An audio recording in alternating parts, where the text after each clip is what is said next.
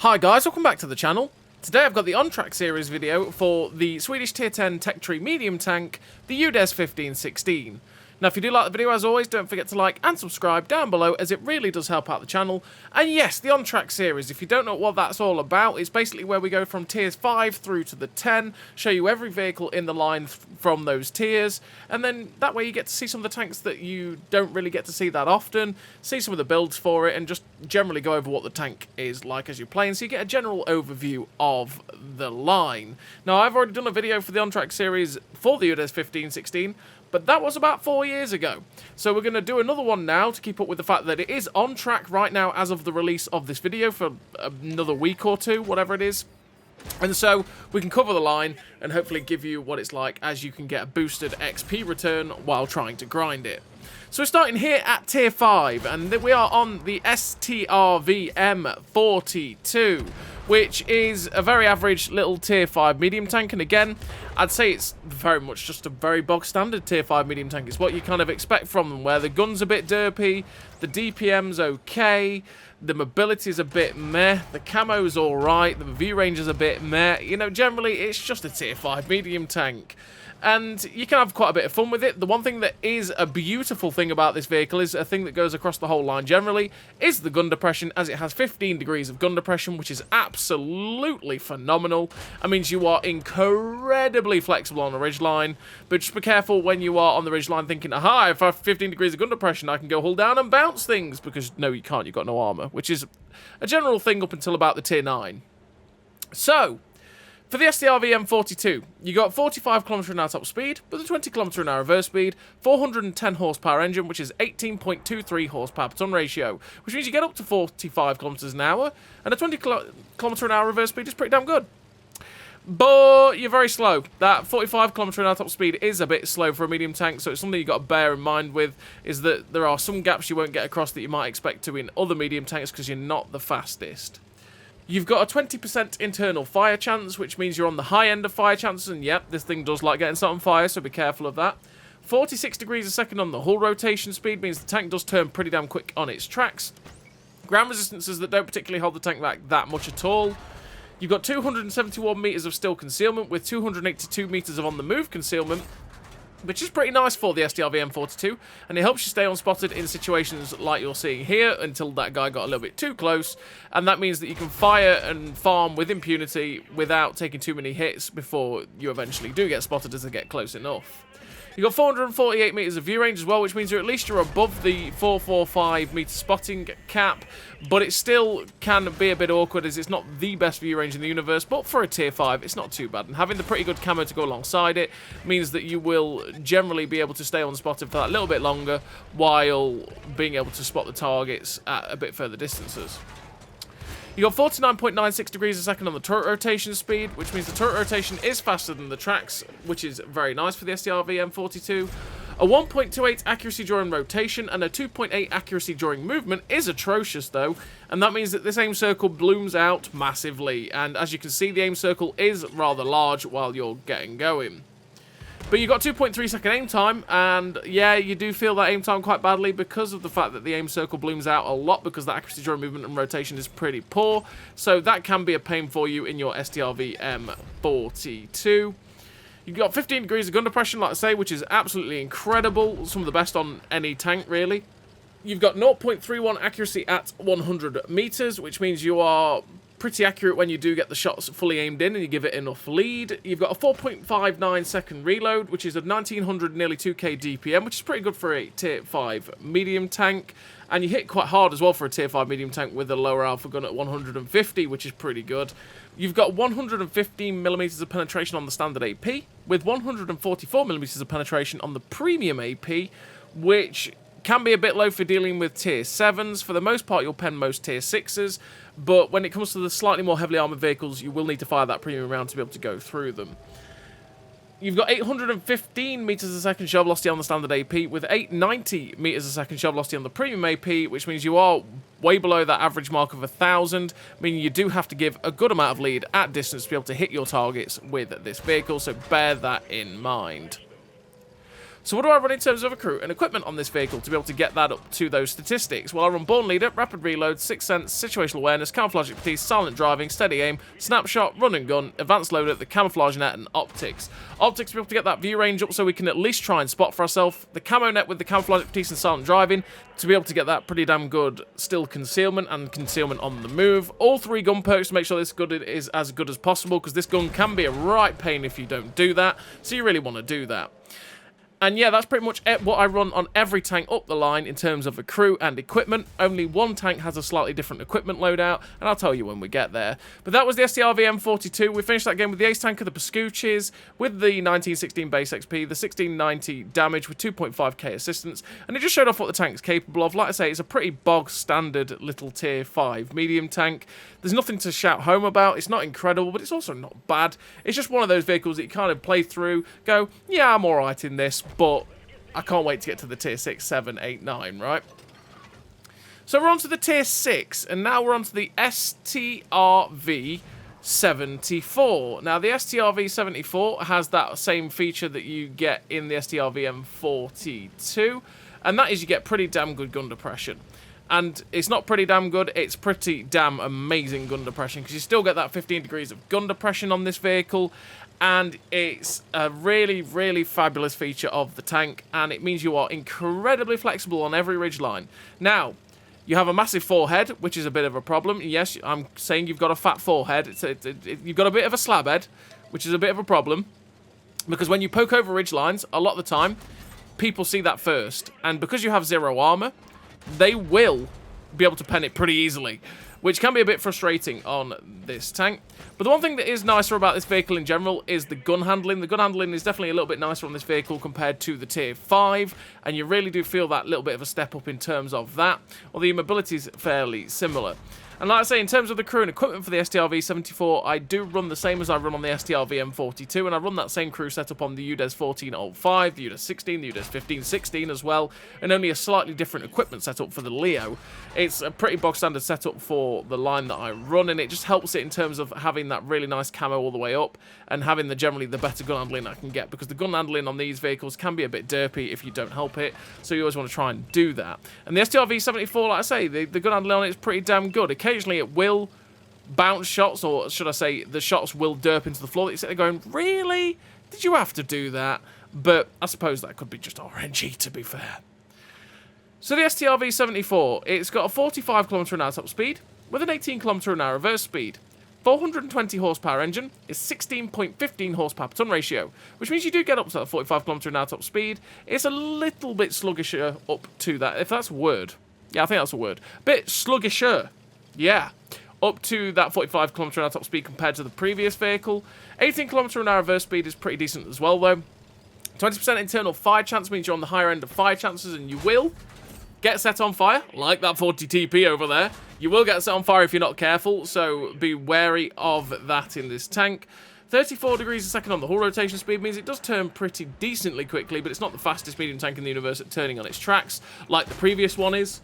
Ground resistances do not hold the tank back that much at all, as they are pretty damn good. You've got 461 meters of view range on this tank, meaning that you can spot for yourself pretty well, and that can be quite useful for the Strv 74 as you get yourself to aggressive ridge lines, where you can use the 15 degrees of gun depression and spot out for your team and play that little bit more of a scout role if you wanted to. But naturally, being a 45 km/h top speed, you're going to struggle to get to some of those ridge lines that a lot of the other medium tanks probably will. You have 301 meters of still concealment with 309 meters of on the move concealment. Now, that isn't the best camo in the universe for a medium tank, especially tier 6 or 7 or 5.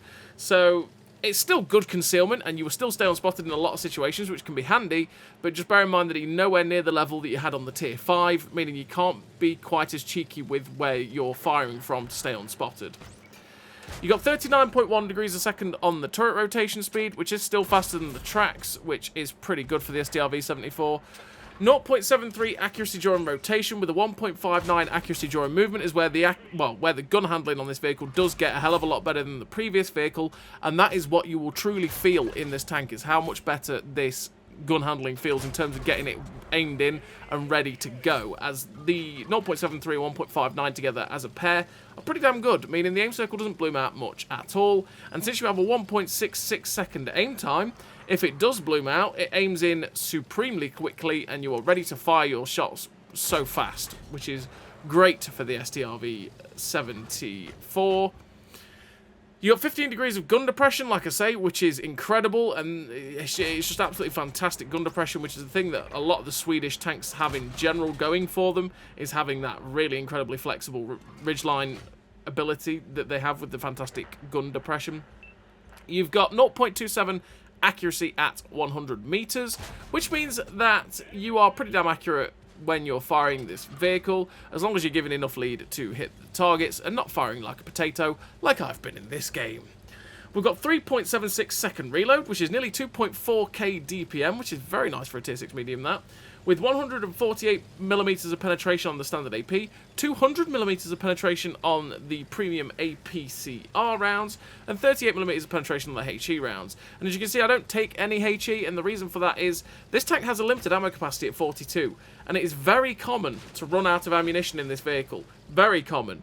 And especially since they buffed up the HP of a lot of the tier 5s and 6s, etc. Yeah, it's one of those things that it can run out of ammo pretty easily if you're not careful in this tank, so that's why I don't run any HE, as the penetration is quite low on the HE anyway, meaning it struggles to be able to go through anything, as you are anyway.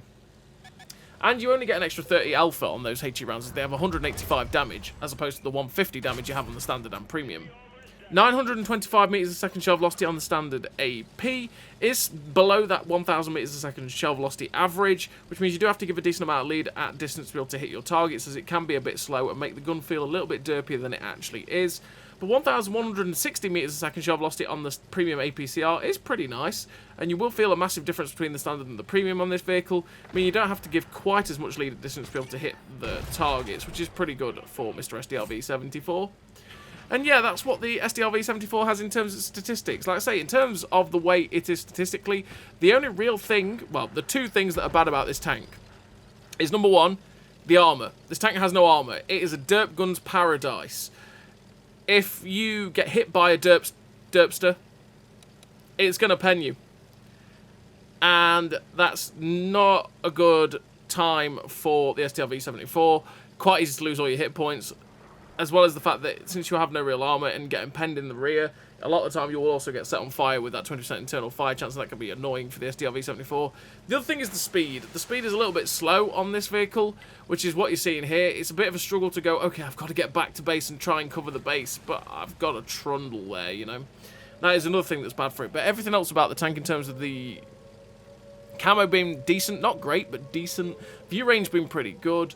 The gun handling being really nice. The DPM being pretty good. The penetration being generally pretty good on the SDRV-74 as well. All in all, it's just a pretty good tier 6 medium tank. It's not going to tear the world alight, but it's also not going to be the one that you're sitting there playing going, oh my god, this is awful. It's just one of those that you sit there going, yeah, it's alright. So as you've seen in this game, we're up to 2.7k damage with the 4 kills. There's one tank left in front of us. It is Mr. OI Experimental. I've only got premium rounds left, which means I'm never going to struggle with him. He hits us with the HE rounds, and he hits in the turret. The turret is about the only place the derp gun is not going to pen you. If he hit me anywhere in the hull, he would have penned me, but hit me in the turret, which means he only splashed us, and we finish him off with that 5 kills, 2.8k damage, the first class, the high caliber, with the Pascucci's medal, 1683 base XP. Pretty damn nice game there for the STRV-74, showing off exactly what it's capable of, where you want to keep it in that support medium role, like most of these vehicles, to be fair. You want to keep it in that support medium role, where you are just hull down, firing away, supporting as you can, keeping the shells flying out, but not being the centre of people's attention, as that means you will die very, very quickly. And trust me, if you are too aggressive and pushing to people too quickly, you will just blow up. And that can be a sad time for Mr. SDRV-74. But we're on to the Tier 7. And this Tier 7 is the Leo, and this is one of my favourite Tier 7 mediums. I absolutely adore this vehicle. Always have. Always will. That's because this 10cm gun that you get on this vehicle is very nice. Now, the Leo does have a choice. Get down, Mr. President, said Mr. M41 Walker Bulldog there. So, yeah, you've got choice with the Leo. You've got the same gun that you've just used on the STRV-74 on this tank. Or you can use this 10cm gun, which is definitely the worst of the two, to be honest. But it hits for 300 alpha at tier 7, and that is absolutely lovely. And it's a key strength of the vehicle, is having that punchy gun, and that's what I like about it. And that's what I prefer, and to me, it's what's the best thing to do on the vehicle, as it makes it, it gives it that something, right? That little bit of uniqueness for the Leo. So we've got a 60 km/h top speed on the Leo, with a 20 km/h reverse speed, 500 horsepower engine is 19.75 horsepower per ton ratio. So we have gained some top speed now at the Leo at tier 7, and it is very, very nice. You will hit that 60 pretty easily. It's a very mobile tier 7 medium tank. 20% internal fire chance again though, which means you're on the higher end of fire chances. You do get set on fire quite a bit in this vehicle, so be careful of that. With a 35 degrees a second hull rotation speed, means the tank does turn pretty decently quickly on its tracks. Ground resistances do not hold the tank back whatsoever. 311 metres of still concealment with 320 metres of on-the-move concealment isn't the best concealment in the world. You can help that out with a camo net, but this is the one tank that I don't run it. And that's because I want to help the gun out and try and buff the DPM up a little bit, so I run vents instead of a camo net. And then you've got 484 metres of view range, which means that you have pretty damn good view range, meaning you can spot out for yourself pretty easily like we're doing in this game. You've got 37.66 degrees a second on the turret rotation speed, which means it is slightly faster than the tracks. A 1.01 accuracy during rotation with a 3.14 accuracy during movement on this 10cm gun is pretty awful, meaning that the aim circle, again, blooms out a lot. And as you can see, you do have to wait for it to aim in to be able to get the shots in. And as you are a 10cm cannon on this gun, it does have a 2.71 second aim time, which means it takes a wee while to get it aimed in. So yeah, the aim circle does bloom out quite a bit with this gun, and then it does take a wee while to actually get it fully aimed in, meaning you've just got to wait and wait and wait and wait, and then you can pull the trigger to be able to hit the shot. And even if you do, you still might derp, because you've got 0.33 accuracy at 100 metres, which can be a bit derpy at times. That's not very derpy in terms of the accuracy in general, but it can be derpier than other vehicles, so you just got to be careful of that with this vehicle. 10 degrees of gun depression is pretty damn flexible for the Leo. You've lost 5 degrees in terms of the gun depression compared to the previous two vehicles, but 10 degrees is still incredibly flexible and very nice for the tank. You've got 8-second reload, which is 2.2k DPM, nearly 2.3k DPM, which isn't the best DPM in the universe, but it's pretty good for a gun that's got 300 alpha at tier 7 on a medium tank. 155 penetration on the standard AP is decently low, to be honest. With 194 penetration on the premium APCR, that's good enough to go through most tanks you're going to face, except for when you go against some of the more heavily armoured tier 9s and some of the more heavily armoured tier 8s, like Mr. K4KTS over there. So just use your ammo choices wisely. You've got 300 alpha, like I say, which is beautiful. 785 metres a second shot velocity on the standard AP is pretty trash, with 930 metres a second shot velocity on the premium APCR. Again, it's below average, the APCR velocity, meaning you have to give a good amount of lead at distance to be able to hit the targets. But yeah, the standard shot velocity is pretty damn poor, when you have to give a lot of lead to hit those shots at distance, and you've got to bear that in mind when you're trying to lead your shots and hit the enemy tanks. But on the whole, I do love the Leo. Like I say, it's got that punchy gun, and especially when you are down tiered, it can be pretty good for it, as it gives you that little extra kick to be able to get the enemy team out with. Now, this is the only tank in the line that I do run a slightly different equipment setup. I run vents instead of the camo net, so that I can get everything about the tank to be that little bit better in terms of the aim time, DPM, accuracy, all that good stuff. But you could run the camo net if you wanted to just get that better camo. But as you saw with that game in the Leo, we finished with the ace tanker, the high caliber, the Confederate, 2070 base XP for the 3.8k damage and the 1600 assistance in a tier 8 game. Really nice game there for a tank that I do love playing. I do love the little Leo. It is a lot of fun to play. Very enjoyable tank for me personally, as that 10cm cannon is the way forward, as it gives the tank that little bit something and doesn't make it just sort of a bit of a poorer copy of something like the Comet. So now we're on to the tier 8.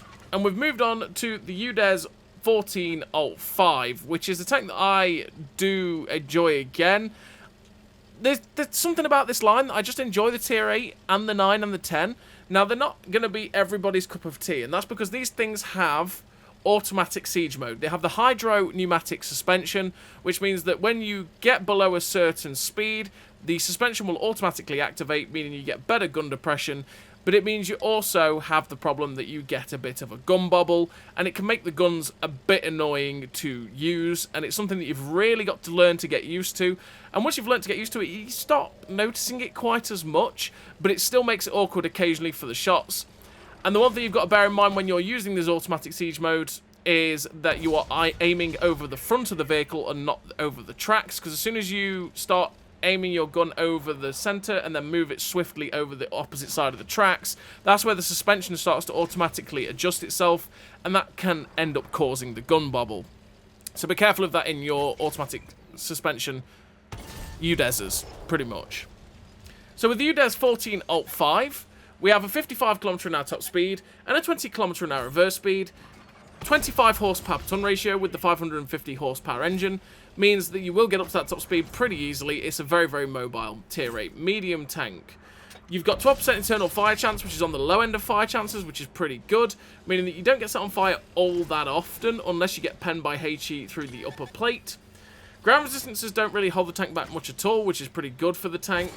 40 degrees a second on the hull rotation speed means it does turn pretty quickly on its tracks, which is nice.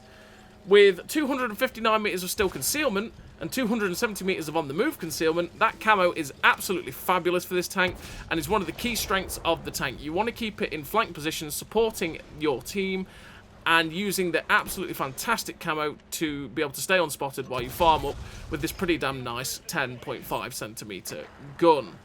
You've got 499 metres of view range as well, which means you're absolutely fantastic at spotting for your team, and especially with having fantastic camo, you can actually play a passive scout role at times pretty easily, because your camo is fantastic with fantastic view range. You've got 39.1 degrees a second on the turret rotation speed, which is slightly slower than the tracks, which can be a bit annoying, but it's something just to get used to, essentially. You've got 0.98 accuracy during rotation with a 2.9 accuracy during movement. That's not very good and means that this aim circle, as you're seeing in these replays, does bloom out a lot. Now, if you wanted to make the gun handling better, you could drop the caminet for the gun stabilizer, and that will make a massively noticeable difference in your gun handling and will make it a lot easier to hit the shots, to be perfectly honest with you. It's something that I was running, but then I decided to go back for the camo, because the camo is such a godsend at times for the tank. It saves you in so many situations, you don't even realise it until you do it. You've got 12 degrees of gun depression when you use the hydro-pneumatic suspension, and a lot of the time you will be stationary firing in this tank because the gun handling is too terrible to fire on the move. Even with the gun stabilizer, you want to be firing as that more tank destroyery role than you want to be as the on-the-move fiery active medium tank. You've got 2.12 second aim time, which means the gun does aim in pretty quickly, even with the gun blooming out that much, which is pretty good for the Udes 14 Alt 5. With a 0.3 accuracy at 100 metres, that's also pretty good for the tank, meaning it can be pretty accurate when you get it fully aimed in. But just make sure you are fully aimed in, as if you're not, it does like derping into the floor. Some tanks, you can get away with taking snapshots and shooting before you're fully aimed. This tank is one of those that doesn't like that. It doesn't like it whatsoever, and it will hit the floor if it wants to. You've got a 9.63 second reload, which is 2.2k DPM for 360 alpha. Now, 2.2k DPM is pretty poor, but 360 alpha is pretty good, and it absolutely slaps out with the fantastic shell velocity on the APCR rounds. But like I said, the shell velocity, sorry, not the shell velocity, the DPM is pretty poor. So something you've got to be careful of is to try and not get stuck into DPM knife fights, as tanks with better DPM just win because you have no armor and they just laugh at you. You've got 217 penetration on the standard APCR, with 253 penetration on the premium APCR, which is decent penetration on these rounds, meaning you will pen most vehicles you're going to face. Only some of the more heavily armoured tier 10s will you struggle with. And you've got 1385 metres a second shell velocity on the standard APCR, with 1560 premium velocity. Is absolutely fantastic. The shell velocity on this tank is absolutely lovely. It is the thing that is one of the key standout features of the tank. I mean, you do not have to give too much lead at distance to be able to hit your targets, and you feel a massive difference when you load that premium round. And generally, it just slaps. You do have the choice of running a 90mm gun, but at the same time, I feel like this gun is the one that just makes the tank stand out a bit more. So as you saw with that game with the Udes 14 Alt 5, finished the first class, the Pascucci's medal, the 1529 base XP, a pretty decent game there for the tank. Just showing off what it's capable of when you keep it in that support role, keep the shells flying out with 360 alpha, and you can just keep the damage consistently ticking over, and that is the nice thing about the Udes 14 Alt 5. Once you've got over that suspension, it can be a pretty decent time, and it's one that as a tier 8 medium, I thought it was going to be one that I dislike a lot because it's got no armor, the bobble, etc., the lower DPM, sorry. But the camo and that pretty decent gun handling meant that I just generally enjoyed it, to be fair. But we got the Udes 16, and this is a tank that I actually clicked with, but I don't think is a very good tank. Personally, I do think this tank is really not very good at tier 9, but I just get along with it. It's one of those tanks, you know, where you sit there going, it's really not a good tank, but there's just something about it that we get on with each other, you know? And generally, yeah, it's a pretty hated tier 9 medium. A lot of people really don't like this tank. But this is the first tank with armor. And that is the turret armor. Your hull armor is pretty damn well sloped, and it's thick enough that you can bounce shots. You can get awkward ricochets off this upper hull, which is pretty good. The turret armor as well, if you're exposing only the turret, can again bounce a lot of shots. It is a very good turret. The thing is, it's pretty awkward to use, as you have to use the hydropneumatic suspension, and you have to get yourself in that sort of position where you can use it and you have the gun depression and you're not exposing too much of your hull, making it an easy pen, because the lower plate is absolute garbage, and if they hit the lower plate, they will pen it very, very easily. Also, the gun handling on this tank is a bit wonky. It does like missing shots at times, and you sit there going, ugh, thanks, Udes, for missing that, right? But once again, you do have pretty good camo, you have pretty good view range, your penetration's meh, it's very meh penetration for a tier 9 medium at this point, but yeah, your mobility is pretty good as well. It's just one of those tanks that it does struggle to perform at tier 9. You can get stuff out of it, but yeah, it's more awkward than it is good, right? So with the Udes 16, in terms of the crew and equipment, we run exactly the same as we did on the Udes 14 Alt 5, or the same as we do on the STRV 74, same as we do on the STRV M42, and the exact same that we're going to be running on the Udes 15-16. And the statistics we get with that setup is a 50 km/h top speed, with a 20 km/h reverse speed, 590 horsepower engine is 21.07 horsepower per ton ratio, meaning we do get that top speed of 50 km/h pretty easily. And a 20 km/h reverse speed is also very, very good. 10% internal fire chance kind of feels like a lie, to be honest. It's on the lowest end of fire chances you generally get in World War II. But it feels like a bit of a lie, because this thing, if it gets penned in that lower plate, like setting on fire. So that can be a bit of a pain for you in your Udes 16. You got 46 degrees a second on the hull rotation speed, which is pretty good, meaning the tank does turn very fast on its tracks. 40.18 degrees a second on the turret rotation speed is slower than that hull, so that can be annoying that your turret doesn't keep up with your hull traverse. And if you turn the opposite way to where you're trying to keep your gun locked on, it will snap away from the target pretty quickly. You got 0.81 accuracy during rotation, with a 2.57 accuracy during movement, meaning again, the aim circle does bloom out quite a bit, meaning you have to wait for it to aim in. As you can see, that aim circle does become pretty large. With a 2.03 second aim time, though, it does mean that your gun does get fully aimed in pretty quickly, and you can get shots in like that on the T28's cupola. And with 0.29 accuracy, it means you are pretty accurate as well, meaning you shouldn't miss these shots, but it does like missing them at times. You start going, Udes 16, why do you hate me, sir? Why do we miss that shot? Doesn't make sense how many shots this tank misses at times. You sit there going, but why? But there we go.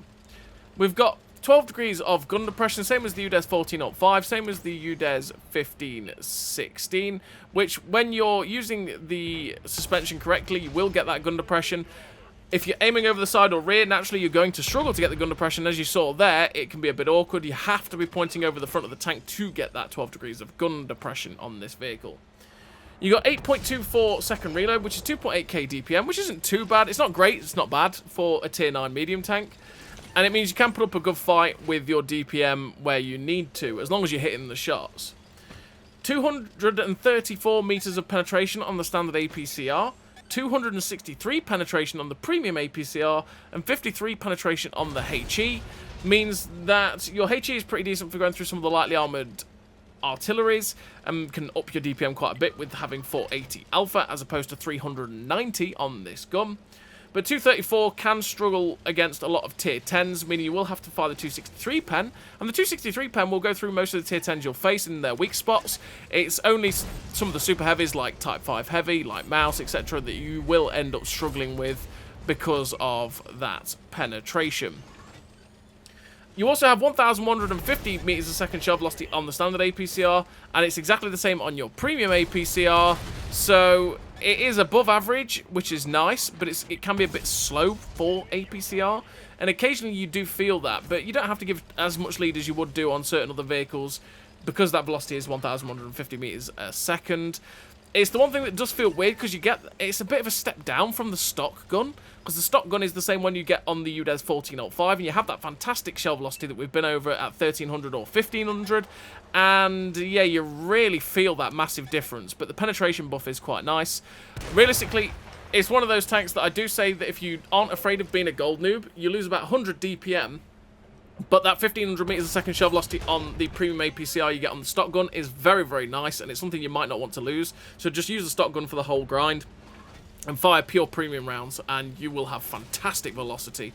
And the gun handling generally feels better as well on that gun than it does on this one for some reason. But there we go.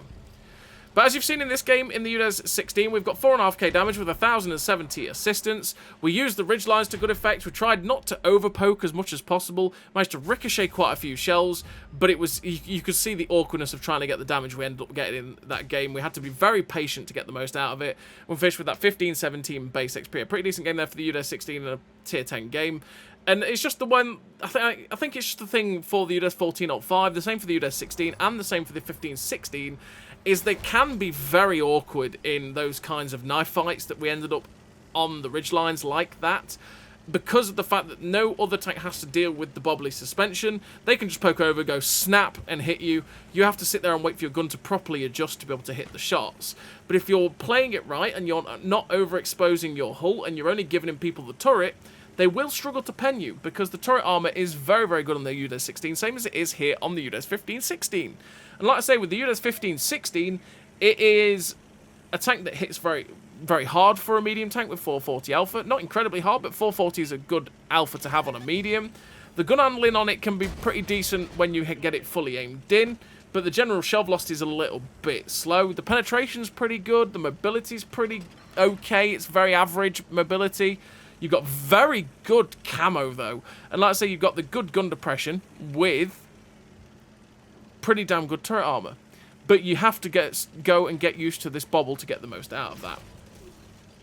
So I use the same crew and equipment setup as I run on the Udes 16. Same as the 1405, same as the STRV M42 and the STRV 74. I went over that in the STRV M42. It's for exact same reasons. And with the Udes 15-16, we do have a 50 km/h top speed, which is very average for a top speed for a medium tank. 24 km/h reverse speed, though, is absolutely fantastic, meaning you get back like you've just seen very quickly. You've got a 610 horsepower engine, which is 19.06 horsepower per ton ratio, which means you absolutely fly up to that 50 km/h top speed, and is pretty damn good. 10% internal fire chance means you're on the low end of fire chances, once again, just like the previous Udes's. It's one of those that feels like a bit of a lie at times, as if they do pen you in that upper plate or the lower plate, they do like setting you on fire, and that can be a bit frustrating. You got 46 degrees a second on the hull rotation speed, which is pretty damn quick. With the 43.44 degrees a second rotation on the turret traverse, means your turret does traverse slower than your tracks. So be careful of that in your Udes 15-16. As naturally, again, if you're trying to turn to the left and you're trying to keep your gun locked onto a tank on the right, it will struggle to keep up, and it will end up snapping off of its target a little bit too easily. Ground resistances are fantastic on this vehicle. They do not hold the tank back whatsoever. 252 meters of still concealment with 264 meters of on the move concealment. Again, absolutely fantastic. This tank likes being in those stealthy bush locations and being able to farm up and stay unspotted. It does it very, very well, this vehicle, doing that. You got 499 meters of view range, meaning you can spot for yourself very, very well again, and you can get very good assistance damage games by sitting in lovely bushes in this vehicle, which can be good for the Udes 15-16. 0.93 accuracy during rotation isn't too good, with a 1.9 accuracy during movement. Again, as a pair, not the best. Not terrible, but it's not the best, and it means the aim circle does end up blooming out a fair bit. But to be honest, that as a pair, without a gun stabilizer, actually isn't too bad. If you run the gun if you feel like the gun handling irritates you, you could quite happily drop the camo net and just run the gun stabilizer to get better gun handling. It's down to you and how you want to be able to play the vehicle. You got 13 degrees of gun depression on this vehicle, not 12. It's 13 degrees of gun depression on the Udes 1516 when you're using suspension, and that is absolutely fantastic for the tank. If you want to get the most out of that suspension, get the most out of that gun depression, aim over the front and aim down, and that is how you will get that gun depression out of it. We've got a 2.03 second aim time, meaning that when the gun aim circle does bloom out, it doesn't actually take too long to get it fully aimed in, and that's pretty good for the Udes 1516. With a 0.31 accuracy at 100 meters, occasionally this gun can be derpy. Now, 0.31 isn't really derpy, but you've seen it in this game already, to be honest, with shots like on the Rogue or Dawn's Cupola and shots on the lower plate of the VZ55. The gun does like derping, and it can be a bit of a frustration with this vehicle. You've got 8.39 second reload, which is 3.1k DPM, which is actually pretty tragic for a tier 10 medium tank these days. Tier 10 medium tanks tend to have about 3.5 to 4k in that region, in between those numbers, between 3.5 to 4k DPM. So that means that the Udes 1516 is really lacking in terms of that DPM department, and can be absolute pain. Although I do think that quite a few of the tier 10 mediums have probably been buffed up to have too much DPM, right, as opposed to this tank having too little. Still could do with a little bit love, but there we go. We've got 254mm of penetration on the standard APCR. With 1,000 meters a second shell velocity on that standard APCR, it's pretty slow shell velocity for APCR rounds, meaning you have to give a lot of lead at distance to be able to hit your targets, and can be another bit of a frustration with the vehicle. And it also adds to the derpy nature of the gun. It makes it just feel that little bit more derpy with having that poorer shell velocity, but it is bang on the average mark for velocity. But if you do load the premium heat rounds, which have 840 meters a second shell velocity, you will feel a difference in those speeds, and you will feel a more derpy nature in terms of that gun handling. And it is a bit poorer in terms of that, which can be frustrating for the Udes 1516, but there you go. And that's the stats of the Udes 1516 while I've got it fully kitted out with the same setup that I run in terms of that for the STR VM42 and all the way up the line. I will just show it on screen so that you get to see it again for this vehicle, for those that might have just skipped to this tank. But I did explain exactly why on the STR VM42. But with this vehicle, like I say, if the gun handling does irritate you, you could quite happily drop the camo net for the gun stabilizer, because this gun can be derpy, and instead of having 252 meters of still concealment, if you run the gun stabilizer, your camo goes up to 291 meters of still concealment, which is still very, very good, but your accuracy during movement and rotation drops down to 1.52 and 0.74, which is a lot better, and means the aim circle gun bloom is not actually that it's not that relevant. It doesn't feel that bad at all. But as you can see, even with turning and stuff, it's still not too bad. And you can put up with it because the 2.03 second aim time isn't too horrific, realistically, for this vehicle. And the camo, that having that 252 meters of still concealment, which is absolutely fantastic, can get you out of jail so often in the Udes 1516. It is lovely. And especially on maps like Westfield, Prokhorovka, Malinovka, you can get some fantastic assistance damage games, and you can farm up using bush cover very easily without ever getting spotted, which is great. So this first game here on El Haloof, we've managed to get 6.5k damage, 298 assistance damage so far.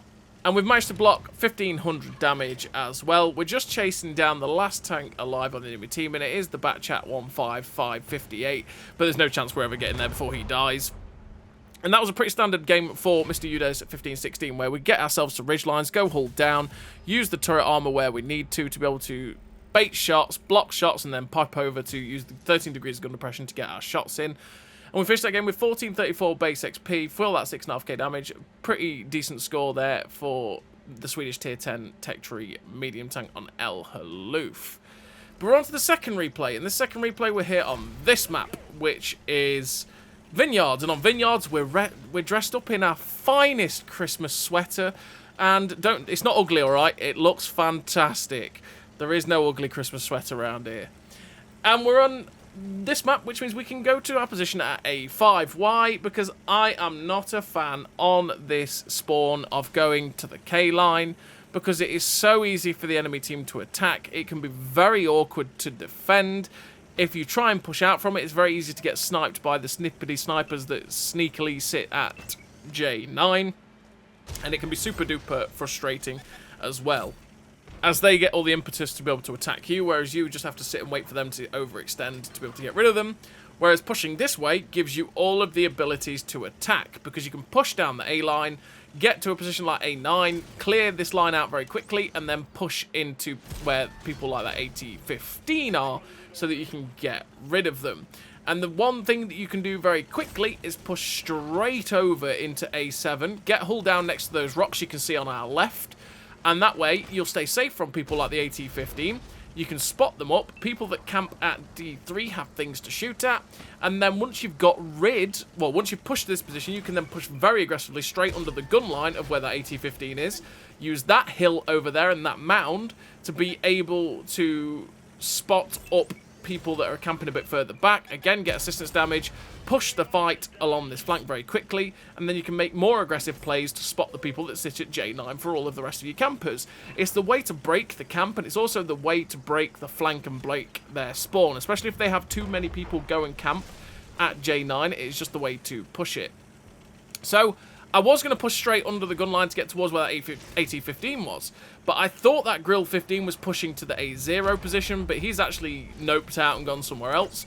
So we've taken a bit better of an aggressive push to get under the gun line of the AT-15. We managed to get a shot snapped in, RBRT on the move into the Pershing, which finished him off, putting us up to 1189 damage with 1120 assistance damage. Mr. AT-15 is just pulling back, so I thought, you know what, I'm just going to take a chancy shot. It's never really going to work, but we're just going to... You miss 100% of the shots you don't take, and we didn't end up hitting that. There's a Rogel Dawn spotted at the back, so I was just chancing a shot at it, but, well, yeah. Couldn't actually see the Rogel Dawn, not sure what's blocking my view of him, but I can't end up getting a shot at him. And I don't want to push around the right-hand side of this rock too early, as if I get spotted, it's quite easy to get absolutely obliterated by everything at the back. And you know what? I'm just going to possibly take a hit here from the AT-15 to get rid of him. And thankfully for me, he manages to ricochet off my side. Because like I say, the armor on this tank isn't the worst. It's not great, but it's not the worst. And it means you can ricochet and get surprising ricochets off the upper plate and the side armor at times, which can be pretty good for it. The turret armor is fantastic, though. So if you are hull down and only exposing the turret, a lot of the time they won't do any damage, which is glorious. So we've got two heavy tanks behind us at CD9. We've got some TDs in the middle, some tanks at D3. So you know what? We're going to push aggressively, spot up their camper ledge, and hopefully get a bit of assistance damage while pushing this fight. But as I come over, the timing on that was impeccable. And here's a Batchat 25T YOLOing us. Fantastic. Just what I wanted.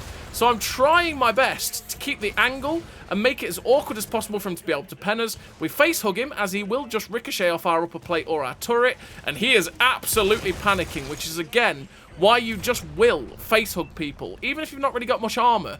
If you do exactly what I just did there, you can absolutely panic people. And they will end up missing shots that they would never normally miss.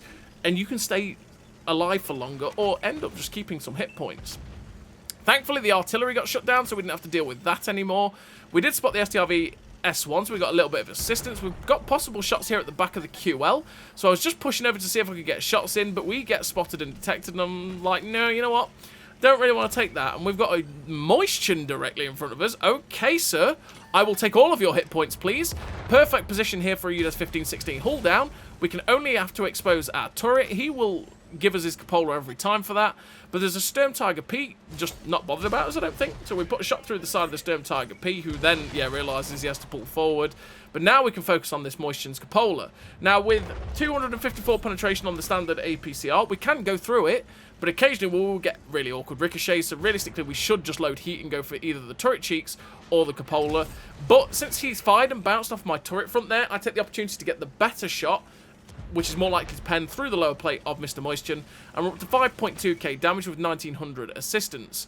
I'm going to try and see if we can chance a shot through the Balsig, which we do to secure our 4th kill of this game. And there's only one tank left on the enemy team. It is Mr. T95E6, who has so much better DPM than us. He has over 1,000 better DPM than us, which is just insane. Which is why the DPM on this vehicle is a little bit sucky. But then, to be honest, that tank's DPM has been overbuffed so ridiculously much that it's kind of crazy. But there we go. But we did get a shot into him. He then got set on fire and got shut down. And we finished the game with 4 kills, the near 6k damage, 2.3k assistance, 1400 blocked. The Confederate with the first class. Pretty decent game there for the Udes 15-16. Once again, showing it off. Showing you what it's capable of, what it can do, how it wants to be played, generally. It wants to be that more support tank on the hull down ridges, where you're not overexposing too much, just being as patient as possible to get the shots in. and you'll have a good time. But like I say, it does have some downsides, like having terrible DPM compared to a lot of the tier 10 mediums, and that can leave it outclassed at times too. So as always, everybody, thank you very much for watching, and I'll see you next time.